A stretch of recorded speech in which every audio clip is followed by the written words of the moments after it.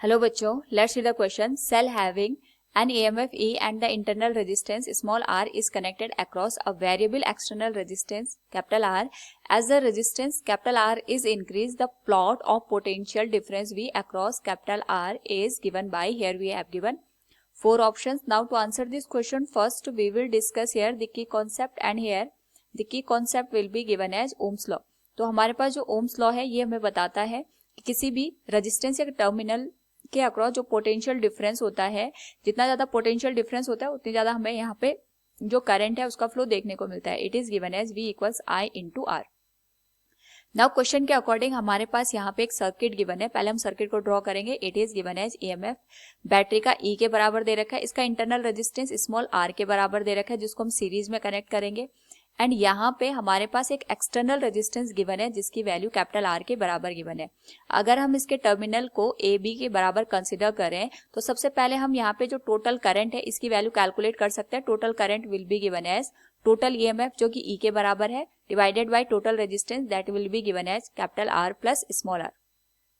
Now यहाँ पे अगर हम बात करें ए बी के अक्रॉस जो पोटेंशियल डिफरेंस होगा ये होगा कि इस पूरे सर्किट में यहाँ पे AB के अक्रॉस कितना करंट फ्लो कर रहा है. तो टोटल करंट I, क्योंकि सर्किट यहाँ पे स्मॉल r और कैपिटल R दोनों सीरीज में है तो करंट की वैल्यू सेम होगी. That will be given as I total into resistance R के बराबर. तो हम यहाँ पे टोटल करंट की वैल्यू पुट कर सकते हैं. It will be given as E divided by capital R plus small r into capital R के. नाउ यहाँ पे अगर हम बात करें जो कैपिटल R हमने यहाँ पे न्यूमरेटर में लिखा है उसको डिनोमिनेटर में हम मल्टीप्लाई कर सकते हैं ताकि हमारे पास जो रिलेशन है पोटेंशियल डिफरेंस का और जो हमसे यहाँ पे कैपिटल R या जो एक्सटर्नल रेजिस्टेंस हमने ऐड कर रखा है उसके बीच का रिलेशन हम स्टैब्लिश कर पाए. So it will be given as 1 plus small r divided by capital R.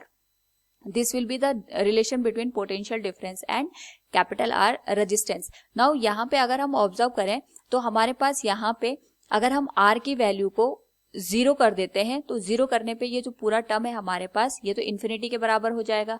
And E divided by अगर हम इस टर्म को देखेंगे तो हमारे पास जो VA की वैल्यू होगी वो 0 के बराबर होगी. यानी अगर हम रेजिस्टेंस को 0 कर रहे हैं तो हमारे पास जो टर्मिनल पोटेंशियल है वो भी 0 के बराबर हो जाएगा. लेकिन अगर हम यहाँ पे R की वैल्यू को इन्फिनिटी कर देंगे तो हमारे पास जो ये पूरा टर्म है ये 0 के बराबर हो जाएगा. उस पर्टिकुलर केस में हम यहाँ पे VAB की वैल्यू को E के बराबर लिख सकते हैं. यानी हम यहाँ पे R की वैल्यू कितना भी बढ़ा दें हमारे पास जो टर्मिनल पोटेंशियल की वैल्यू होगी वो बैटरी के EMF के बराबर हो जाएगी आफ्टर अ पर्टिकुलर टाइम.